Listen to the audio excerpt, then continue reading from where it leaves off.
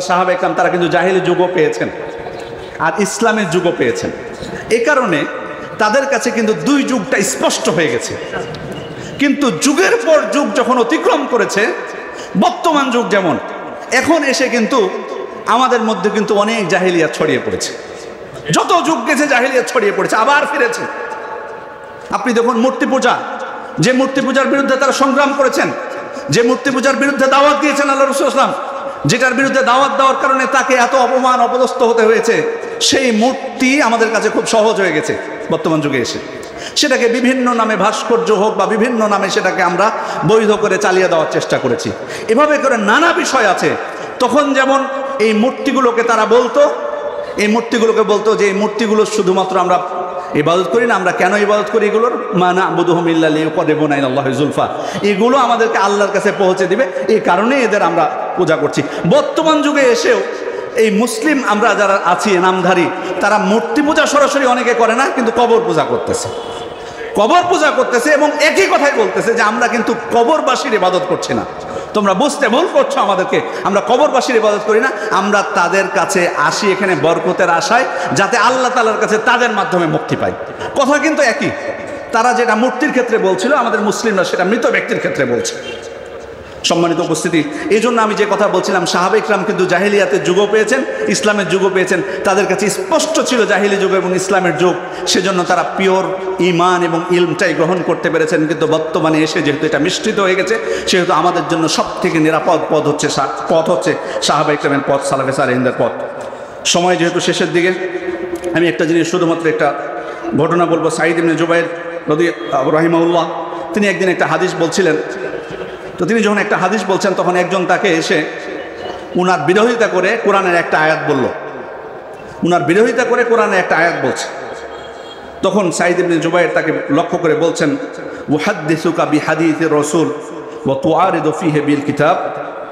অর্থাৎ আমি তোমাকে রাসূল সাল্লাল্লাহু আলাইহি ওয়াসাল্লাম থেকে সরাসরি হাদিস শোনাচ্ছি, আর তুমি সেখানে কোরআনের আয়াত নিয়ে এসে তুমি আমার সেটার বিরোধিতা করছো।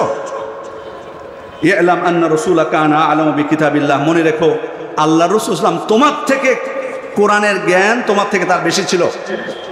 কোরআনের জ্ঞান আল্লাহ রাসূল সাল্লাল্লাহু আলাইহি ওয়াসাল্লাম তোমার থেকে বেশি ছিল, সেই কোরআনের জ্ঞান বেশি ছিল। তারপরও তিনি এই বক্তব্য দিয়েছেন, আর তুমি এসে আল্লাহ রাসূল সাল্লাল্লাহু আলাইহি ওয়াসাল্লামের বক্তব্যের বিপক্ষে তুমি কোরআনের আয়াতকে দাঁড় করাচ্ছ। সুতরাং আমি অনুরোধ করব আমাদের ভাইদেরকে, সকলকে অনুরোধ করব, আসুন আমরা যদি দিনকে বুঝতে চাই, ইসলামকে যদি আমরা বুঝতে চাই, কোরআনকে যদি আমরা বুঝতে চাই, তাহলে প্রথমত আমাকে কোরআনের আয়াত দিয়ে কোরআনকে বুঝতে হবে। এরপর হচ্ছে রাসূল সাল্লাল্লাহু আলাইহি ওয়াসাল্লামের হাদিস দিয়ে বুঝতে হবে। এরপর হচ্ছে সাহাবা ইকরামের কওল দিয়ে, তাদের আমল দিয়ে, তাবেঈন করে বক্তব্য দিয়ে আমাদেরকে কোরআন এবং সুন্নাহ বুঝতে হবে। তাহলেই আমরা নিরাপদ সঠিক মতটা আমরা গ্রহণ করতে পারবো। সম্মানিত উপস্থিতি, সালাফদের মানহাজ অনুসরণ করা, এটার অর্থ এটা না যে শুধুমাত্র আকীদাগত যে বিষয়গুলো আছে সেগুলো শুধুমাত্র আমি অনুসরণ করলাম। যেমন অনেকেই আছে আমাদের সমাজে যে ভালো আকীদাগতভাবে আল্লাহ তাআলা আরশে উন্নীত হয়েছেন, আরশে উঠেছেন, এটা বিশ্বাস করে ভালো কথা। আল্লাহ রাসূল সাল্লাল্লাহু আলাইহি ওয়াসাল্লাম মাটির তৈরি, এটা বিশ্বাস করে ভালো কথা। আল্লাহ তাআলা সূরাত আছে, আকার আছে, এটা বিশ্বাস করেন ভালো কথা। কিন্তু আবার শিয়াদের বিজয় হলে তারা খুব খুশি হয়। শিয়ারা যদি বিজিত হয় তাহলে তারা খুব খুশি হয়, আর আহলুস সুন্নাহ ওয়াল জামাতরা যদি বিজয় হয় তারা নাখোশ হয়, চুপচাপ থাকে।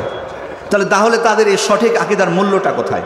তার মানে বোঝা যাচ্ছে যে অন্তরের বিষয়গুলোতে হয়তো কিছু ক্ষেত্রে তারা সংশোধন হয়েছে, কিন্তু বাস্তবিক চলার পথে, আমলের বিষয়গুলোতে, আখলাকের বিষয়গুলোতে পরিপূর্ণভাবে সালাফদের মানহাজকে গ্রহণ করতে পারেনি। সেজন্য আমি সর্বশেষে উদাত্ত আহ্বান জানাবো আবারও, যে আকীদার বিষয় হোক, ঈমানের বিষয় হোক, আমলের বিষয় হোক, আখলাকের বিষয় হোক, আমাদের জীবন চলার পথে প্রত্যেকটা বিষয়ে আসুন আমরা সালাফদের মানহাজকে গ্রহণ করি। কোরআন এবং হাদিসকে আমরা বুঝবো সালাফদের বুঝের আলোকে। তারা যেটা বুঝেছেন সে বুঝকে আমরা গ্রহণ করবো এবং সে অনুযায়ী আমরা আমল করার চেষ্টা করব। পরিশেষে আপনাদের সবার প্রতি কৃতজ্ঞতা জানাচ্ছি, বিশেষভাবে আহলে আন্দোলন বাংলাদেশের উদ্যোগে যে আজকের 2 দিন ব্যাপী তাবলিগি ইজতেমা যারা আয়োজন করেছেন এবং পরিশ্রম করছেন আমাদের ভাইরা, যারা আপনারা কষ্ট করে এসেছেন, আপনাদের প্রতি অনুরোধ থাকবে যে এখানে যেহেতু ধারাবাহিক আলোচনা হবে, আপনারা কষ্ট করে একটু শুনবেন। যেটুকু ঘুমানোর প্রয়োজন সময় দেওয়া হবে সেটুকুই শুধুমাত্র ঘুমাবেন, কষ্ট করে জ্ঞান অর্জন করে এরপর বাড়িতে ফিরে যাবেন। আল্লাহ আপনাদের সবাইকে তৌফিক দান করুন, কল্যাণ সঠিক জ্ঞান অর্জন করা তৌফিক দান করুন এবং সে অনুযায়ী আমাদের নিজের জীবনে আমল করা তৌফিক দান করুন। আমিন। ওয়া আখিরু দাওয়ানা আলহামদুলিল্লাহি রাব্বিল আলামিন। আসসালামু আলাইকুম ওয়া রাহমাতুল্লাহি ওয়া বারাকাতুহু। এটা একটু আপনি কথা বলেন, সমস্যা নেই এটা।